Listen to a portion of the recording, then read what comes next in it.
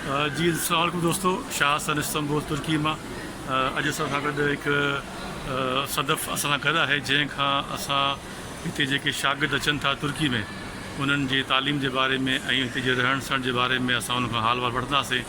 सो अॼु सदफ़ असां सां गॾु आहे। सो सदफ़ वरी महिरबानी तव्हांजी। महिरबानी तव्हांजी इलाही महिरबानी। जी जी ठीक। सदफ़ वरी महिरबानी तव्हांजी जो तव्हां मूंखे टाइम ॾिनो। त सदफ़ हिकिड़ो त सुवालु आहे त जेके हिते शागिर्द अचनि था उन्हनि जी का एज लिमिट आहे? न एज का लिमिट कोन्हे, माना का बि न आहे। ऐं ॿियो जीअं विच में गैप हूंदो आहे इंटर खां पोइ, जेको अगरि हिते केरु ग्रेजुएशन जे लाइ अचे थो पियो जी जी त उनजो को गैप लाइ हिते को कानून आहे छा, त माना को बि गैप जेतिरो बि हुजे त उनजी दाख़िल थी वञे?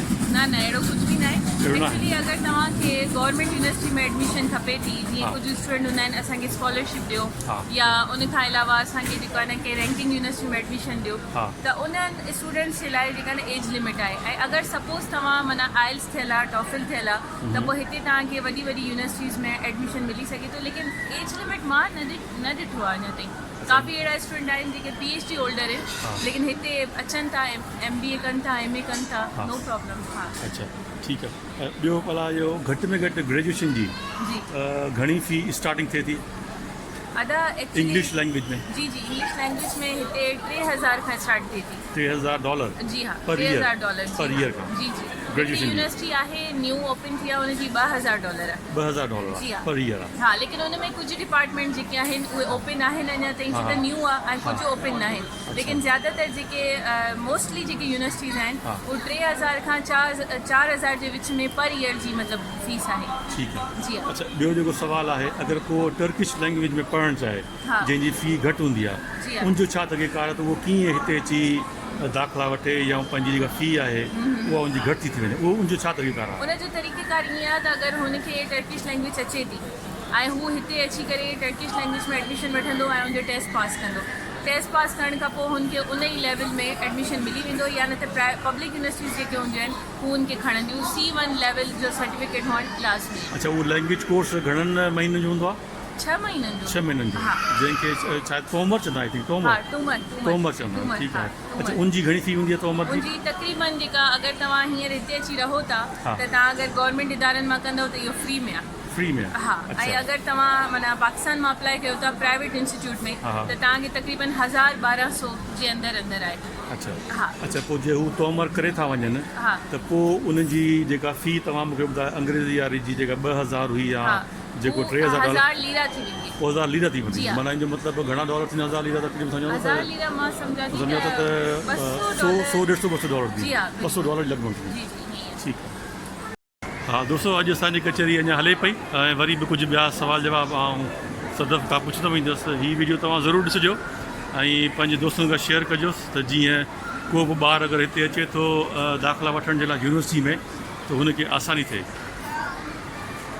अच्छा सदफ़ हिकिड़ो ॿियो सुवालु, जीअं पंहिंजा ॿार अचनि था उहे इन घरनि में उन्हनि खे पंहिंजे बिस्तरनि ते मानियूं टिकियूं चांहियूं मिलनि थियूं, वीचारा दादला हूंदा आहिनि, बिल्कुलु।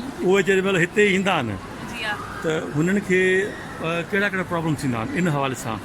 अगरि आउं पंहिंजी मिसाल ॾियां हा। त पाकिस्तान में मूंखे ख़बर न हूंदी बिल किथे पे थींदो आहे। हालांकि हा। मां बैंक में जॉब कई हा। ऐं मां कॾहिं बिल पे न कराया, हा। लेकिन हिते मां बिल पे बि कराईंदी हा। आहियां, दरवाज़ा बि ठाहींदी आहियां, फ्रिजूं बि हा। ख़राबु थींदियूं आहिनि उन्हनि खे बि मैकेनिक कंदी आहियां, यूट्यूब तां हा। ॾिसी या भाउ खे कॉल कंदी आहियां। हा। त हीअ सभु कम तव्हांखे करणा पवंदा आहिनि, बिकॉज अच्छा। कुझु पाने के लिए कुझु खोना पड़ता है। ऐं अगरि तव्हां इहो सोचींदव त मां थकिजी आहियां, इहा ई त स्ट्रगल आहे न, इहे ई शयूं तव्हांखे ज़िंदगी में मज़बूत ठाहींदियूं। हा। ऐं हिकिड़ी ॻाल्हि ॿी चवंदमि त जेको सिंध यूनिवर्सिटी जो स्टूडेंट आहे न, हा। हुनखे ख्वारी जी आदत आहे। असां हुते चालान भराईंदासीं, 1000 रुपए चालान जे लाइ 150 माण्हुनि जी लाइन में बीहंदासीं। हा। त सिंध यूनिवर्सिटी असांखे एतिरो ठाहे छॾियो आहे जो हर मतिलबु जेका न ख्वारी जे लाइ असां तयारु आहियूं। ठीकु आहे। मतिलबु तव्हांजो मतिलबु त जेको सिंध यूनिवर्सिटी पढ़ंदड़ ॿारु आहे उन लाइ हिते यानी ॿाहिरि मुल्क में को बि परेशानी कोन मुंहिंजे थींदी? ख़्याल सां त कोन्हे। चलो शुरू में त चलो हर ठीकु जगह आहे, थिए थी। ज़रूरी कोन्हे त हर ॿार को सिंध यूनिवर्सिटी पढ़ियो हुजे, को कॉलेज साइड में पढ़ियो हुजे। न, कुझु सिंध त यूनिवर्सिटी उनजे वारा लाइ दाख़िला उनजे बि लाइ हूंदा आहिनि, उनजे लाइ जिनकी पर्ची हलंदी तव्हां आहे। उनजे लाइ तव्हां छा चवंदा त उहो ॿारु जेको हिते अचण खां अॻु में कहिड़ी कहिड़ियूं ट्रेनिंग्स या कहिड़ा कहिड़ा कमकार करे अचे जीअं इनखे का तकलीफ़ न थिए? हुनखे मानी वग़ैरह थोड़ी सिखे पंहिंजी अम्मी खां, उहो त खणी माण्हू यूट्यूब वग़ैरह तां बि ॾिसी करे वठे थो। हा। मानी जो त कोई इशू न आहे, या होटल्स वग़ैरह बि आहिनि। ॿियो तव्हां पंहिंजो कुझु इलेक्ट्रिशियन ऐं प्लम्बरिंग जो जी हा, कमकार जी बिल्कुलु, इहो ज़रूरी आहे? जी हा, थोरो इन सां छा थींदो आहे? माना इनसां इहो थींदो आहे त हीअं अगरि तव्हां फॉरेनर आहियो जेसि ताईं ज़बान सिखो हा। ॿिए माण्हू खे घुराईंदा हू कमु हूंदो मां सम्झां थी 20 लीरा जो हू तव्हां खां वठंदो 200 लीरा हलो। अगरि तव्हांखे पाण खे अचे थो तव्हां पाण खे जीअं अॼु जो असांजो मिसाल आहे त असांजी मशीन जेका ॿाहिरि अचे पई बार बार मोछो ई मसइलो छा आहे हुनखे मां कढियो त पोइ ख़बर पई त हेठां ऑइल हो सॼो हा हा त हुनखे क्लीन कयोसीं सही थियो चलो सही माना तव्हांजो मतिलबु इहो त जेको बि शागिर्द अचे हिते हा। पंहिंजा औज़ार ज़रूरु खयों अचे इहो पकड़ थियो पेचकस थियो इहे शयूं नंढियूं खयों जी, अचे जी, त exactly। जीअं हुनखे हिते फ़ाइदो थींदो हिते फ़ाइदो थींदो, माना त हू हा। अगरि कमुकार कराईंदो ॿाहिरि त हुनखे वधीक पैसा ॾियणा पवंदा जी हा बिल्कुलु ठीकु। ईअं ई आहे। अच्छा सदब हिकिड़ो ॿियो सुवाल जी हा यानी हिकिड़े शागिर्द जो हा घणो महीने जो ख़र्चु ईंदो सॼो थोरो डिटेल ॿुधाइजो त कहिड़ो कहिड़ो ख़र्चु ईंदो महीने जो त जीअं माना हिकिड़ो आइडिया थी वञे कंहिं शागिर्द खे तक़रीबन 30 खां 35,000 पाकिस्तानी ठीकु आहे 35,000 हा। ठीकु आहे उन में यानी पंहिंजो छा छा थींदो बेड स्पेस मिलंदो उनखे बेड स्पेस हुन में जेको आहे रेंट बि हुनजो जेका न थी हा, वेंदो हा। 800 रेंट आहे लीरा ऐं हुन में जेका न बिल वग़ैरह सभु कुझु इंक्लूडेड हूंदा आहिनि किथे किथे एक्सक्लूडेड हूंदा हा, हा। आहिनि त 1000 वधो पोइ बि 1000 लीरा ऐं बाक़ी खाइण पीअण तव्हांजे पंहिंजे मथां आहे त तव्हां कीअं खायो था ऐं केतिरो खायो था त जी। हू मतिलबु जेतिरो तव्हां पाण खे माना बचाइण जी कोशिशि कंदो उहो त तव्हांजे पंहिंजे मथां आहे ठीकु आहे ऐं बाक़ी ट्रांसपोर्ट स्टूडेंट खे कार्ड मिलंदो आहे त हुन सां मसइलो हल थी वेंदो आहे ठीकु आहे बाक़ी कोई एॾो ख़ासि एक्सपेंस न आहे अच्छा अच्छा ॿियो जेको को शागिर्द हिते अचे हा हा त कहिड़ी शॉपिंग पंहिंजी कयो अचे छो त कुझु शयूं हिते महांगियूं आहिनि कुझु हा। शयूं हुते सस्तियूं आहिनि जी हा त थोरो मूंखे ॿुधाइजो त उहे शागिर्द जे अगरि हिते को शागिर्द में अचे थो हा हा त हुन लाइ कहिड़ा कहिड़ा सामान हू पंहिंजा खयों अचे जी भले हा। उहो छोकिरी हुजे छोकिरो हुजे त छा छा पंहिंजो ॿुधायो जीअं शूज़ जी हिते ज़रूरत पए थी शूज़ जी शूज़ नथा मिलनि हिते मिलनि था त इलाही महांगा मिलनि महांगा, था ठीकु हा आहे। त हू पंहिंजे शूज़ वठी अचे माना जंहिं में पाण खणी चो त हिते जेको तव्हां शूज़ जी ॻाल्हि था कयो हा। त हिते पंधु तमामु घणो आहे पंधु कहिड़ो माना जी हा। शागिर्दनि चवंदो आहे त हिते तव्हां अचण खां अॻु में पंधु ज़रूरु कयो हा त हिते तव्हांजो कलाक पंधु जेको उहो तव्हांजो हूंदो तव्हांखे आसानु थी पवंदी माना पंधु जे लाइ तव्हांखे शूज़ ज़रूरु आहे कपिड़ा लेटा जेके कपिड़ा ऐं शूज़ ॿियो इहो बि ॿुधाईंदसि तव्हांखे त रेनी मौसम इलाही आहे हा, हिते हा। रेनिंग इलाही थिए थी हा। त बारिश इलाही थिए थी उन हिसाब सां जूता वठी अचो अच्छा। छो त शूज़ माण्हू वठी अचनि था पोइ उन सां इहो थींदो आहे त हिते उहे बारिश में कंहिं कम जा न हूंदा आहिनि ऐं कपिड़नि में बि जेका न जेको स्टफ आहे हिते महांगो आहे छो त हिते ब्रांड जी शयूं हलनि थियूं हा। त कपिड़ा पैंट शर्ट वग़ैरह इहे उतां पंहिंजा खयों अचे हा। ऐं कोट्स वग़ैरह जेके मिलनि था वॾनि वॾनि मॉल में कोट थी विया 2-3 कोट थी विया इहे वठी अचे ऐं मसाला हिते नथा मिलनि पाकिस्तानी असां जेके आहियूं हिरियल आहियूं घणे मसाले ते हा।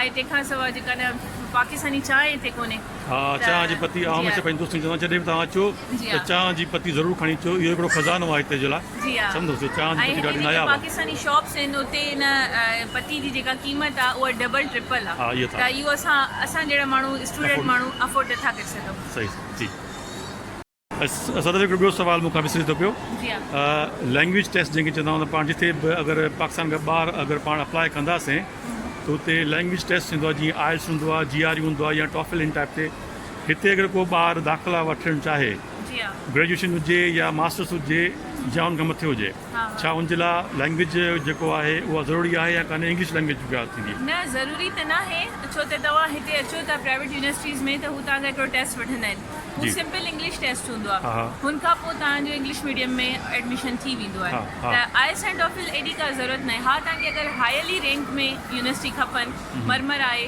बिल्गी आहे या बोआसची आहे इन्हनि में तव्हांखे एडमिशन खपे या पब्लिक यूनिवर्सिटी जीअं इस्तांबुल यूनिवर्सिटी आहे त इन्हनि में खपे त पोइ तव्हांजा मार्क्स जेके हुजनि 90 हुजनि ऐं आइल्स एंड टॉफिल में तव्हांजो थोरो थोरो स्कोर हुजे त पोइ तव्हांखे मिली सघे थी चांस अच्छा। अदरवाइज़ कोई रिक्वायरमेंट न आहे ठीकु आहे अच्छा सदब तव्हांखे हिते घणो वक़्तु थियो आहे सर मूंखे 2 साल पूरा थी विया आहिनि 2 साल पूरा थियनि जी हा कीअं हिते जेके माण्हू आहिनि उन्हनि जो यानी पाण एज़ अ पाकिस्तानी सां कीअं यानी उन्हनि जो माना एज़ अ स्टूडेंट खणी अचूं या अगरि को बि पाकिस्तान अचे थो पियो हा त हिननि जो छा रवैयो आहे या असांजो ही ख़ुशि थींदा आहिनि असांखे ॾिसी फर्स्टली त पुछंदा आहिनि त मुंहिंजी लुक ईअं आहे त मूंखे पहिरीं त पुछंदा आहिनि तूं किथां जी आहे ईरान जी आहियां चवंदा मां ईरान जी न आहियां हा। त पोइ चवंदा आहिनि किथां मां पाकिस्तान ओ कार्डिश छा चवंदा आहिनि? कार्डिश कार्डिश? फ्रेंड्स हा अच्छा।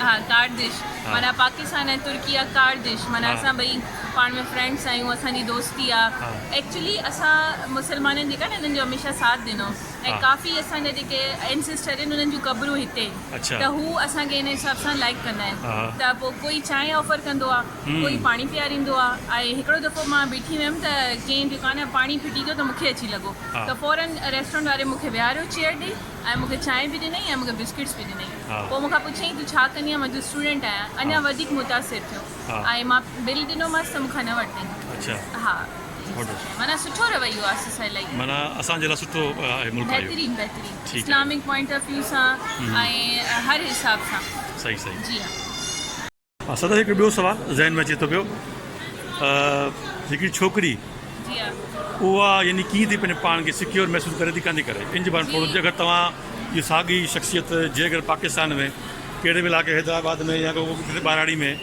हले घुमे फिरे ऐं हिते तव्हां आया हो हिते हाणे तव्हां छा मैसेज ॾींदा हो छोकिरियुनि खे ख़ासि करे हिते जेका आहे न कंहिंजी पहिरीं ॻाल्हि त एतिरी हिमत कोन्हे जो कोई तव्हां सां ॻाल्हाए तव्हांजी परमिशन जे बग़ैर कोई तव्हांखे मतिलबु तंग करे हा न बिल्कुलु बि न ऐं बिल्कुलु सिक्योर आहियो राति जो 4 बजे बि तव्हां ॿाहिरि घुमी सघो था हा। तव्हांखे केरु तंग नथो करे मुंहिंजी कल्ह यूनिवर्सिटी जी कॉन्वोकेशन हुई हा। असांखे वापसी ईंदे मां सम्झा थी 12:01 थी वियो हा। त हुन में असां वापसि आयासीं सेफली ऐं हर जॻह पुलिस बीठी हुई ऐं कार्ड मुंहिंजो ब्लॉक थी वियो त हुन ते हुन मूंखां पुछो त छा प्रॉब्लम आहे ऐं हुन मूंखे सिक्योरली तरीक़े सां पंहिंजो कार्ड हणी बस में विहारियो हा त ज़बरदस्त। अहिड़ो कुझु बि न आहे अल्हम्दुलिल्लाह अॼु ताईं 2 सालनि ताईं बल्कि मां पाकिस्तान में एॾी कॉन्फिडेंट न हूंदी मां हिते बिल्कुलु कामरेड थी वई आहियां वाह, ज़बरदस्त। मूंखे फ़र्क़ु ई न पवंदो आहे वाह, कंहिं शइ जो साईं कंहिं बाबा शइ जो मूंखे फ़र्क़ु न पवंदो ज़बरदस्त। आहे जी जी सदफ़ ॿियो ॿुधायो फूड जे बारे में हिते तव्हांखे 2 साल थियो आहे फूड जे बारे में ॿुधायो दोस्तनि खे फूड हिते माशाल्लाह हलाल हा। आहे ऐं अहिड़ो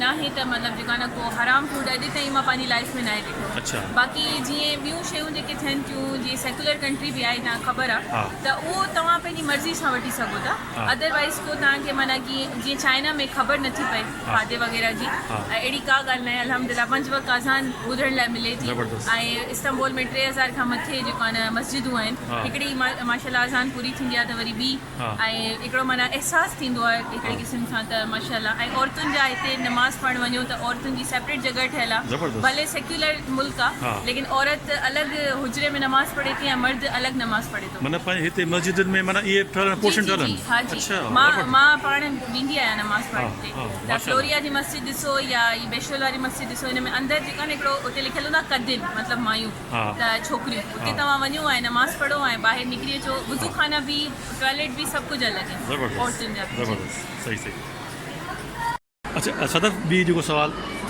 लिबास ते पाण चवंदा जी हा। त लिबास ते थोरो ॿुधायो त कीअं आहे लिबास जे बारे में तव्हां छा लिबास ते आज़ादी आहे तव्हांखे कोई कुझु नथो चई सघे तव्हां पंहिंजी मर्ज़ी सां कपिड़ा पाए सघो था ऐं जीअं हिते चवंदा आहिनि त तव्हां पाकिस्तानी ड्रेसिंग न कयो तव्हांखे प्रॉब्लम थींदी ईअं थींदी त मां 2 दफ़ा पाकिस्तानी ड्रेसिंग हिते कई आहे बिल्कुलु ट्रेडिशनल ड्रेसिंग जेका सही, हूंदी सही, आहे ज़बरदस्त। त मूंखे बाक़ाइदा माण्हुनि मूंसां गॾु अची फ़ोटो कढाया अच्छा ऐं मूंखे एप्रिशिएट कयो ऐं मूंखे चंदा गुज़ेल चौक गुज़ेल मतिलबु इलाही ख़ूबसूरत वाह, वाह। उन्हनि खे मुंहिंजी ड्रेसिंग बि वणी ऐं मूंखे उहो माना पैसा बि ॾिननि त असांखे पाकिस्तान मां घुराए ॾे ज़बरदस्त त माशाल्लाह अहिड़ी का ॻाल्हि आहे मां हिजाब पाईंदी आहियां सभिनी खे इहो हूंदो आहे त हिजाब छो थी पाई हा। अहिड़ी ॻाल्हि कोन्हे मुंहिंजी हमसा वग़ैरह ते आर्टिकल्स लिखंदी आहियां हुन में मूंखे हिजाब न आहे पातल मुंहिंजे मथां रिस्ट्रिक्शन आहे बसि मां कॾहिं कॾहिं पंहिंजी मर्ज़ी सां पाईंदी आहियां अच्छा सही सही अच्छा सदर हिकिड़ो सुवाल एज अ सिंधी यानी अक्सर करे छोकिरा बि कोन था निकिरनि वीचारा ॿार तव्हां हिते छोकिरी थी ॿाहिरि निकिता आहियो हा। इन जे बारे में थोरो ॿुधायो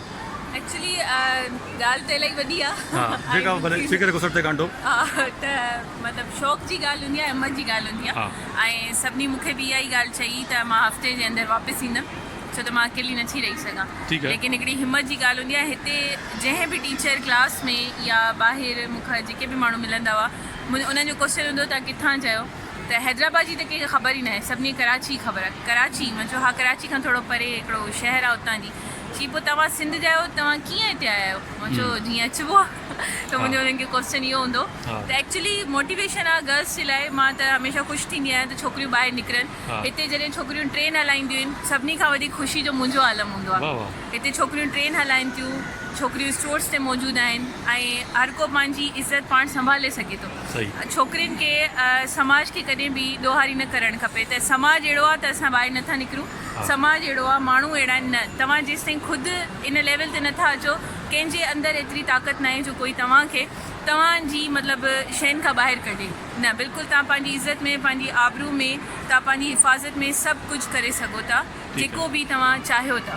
त मुंहिंजो इहो ई तव्हांखे बसि मतिलबु आहे त ॿाहिरि निकिरो, अॻिते वधो ऐं सिर्फ़ु सिंध जा थी न ऐं पाकिस्तानी थी करे ऐं ॿियनि खे बि प्रोमोट कयो। सही ॻाल्हि ठीकु।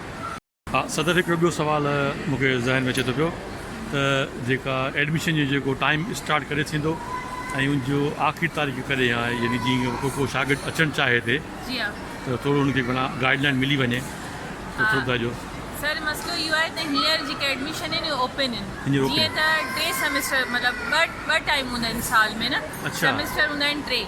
हा। त हींअर हिकिड़ो टाइम हूंदो आहे तव्हांजो मई खां स्टार्ट थींदो आहे, मई, जून, जुलाई, अगस्त। जेके पाकिस्तान में वेठा आहिनि उहे जेका जुलाई ताईं पंहिंजो एडमिशन कराए सघनि था ऐं जेके इस्तांबुल में आहिनि सपोज़ के आया आहिनि विज़िट वीज़ा ते, हाणे जेका न कराइणु चाहिनि था एडमिशन, हुननि जे लाइ टाइम 15 अगस्त जो आहे, छो त वीज़ा बि टाइम वठंदो आहे ऐं 1 सेप्टेम्बर खां जेका न तव्हांजो सेमेस्टर स्टार्ट थी वेंदो आहे ऐं इहो सेमेस्टर जीअं क्लोज़ थींदो त नेक्स्ट एडमिशन जेके तव्हांजा स्टार्ट थींदा उहे दिसंबर खां थींदा। अच्छा जीअं अगरि हींअर एडमिशन प्रोसेस स्टार्ट थियनि था जी हा। त क्लासिस कॾहिं स्टार्ट थींदा? 1 सेप्टेम्बर। सेप्टेम्बर। जी हा। ठीकु आहे, माना इहा ग्रेजुएशन जी मास्टर्स जी सभिनी जी आहे? सभिनी जी आहे। सभिनी सेम आहे? जी जी ठीकु। हा सदफ़ तव्हांजी वॾी महिरबानी जो तव्हां मूंखे टाइम ॾिनो, अलाह सां तव्हां खां बात करे वरी आख़िर में को अगरि न्यापो ॾियणु चाहियो दोस्तनि खे त वरी बि तव्हां बिस्मिल्लाह। महिरबानी अदा तव्हांजी ऐं तव्हांजा लख थोरा जो तव्हां सिंधियुनि खे प्रमोट कयो था ऐं इज़त ॾियो था, अलाह साईं तव्हांखे वधाए।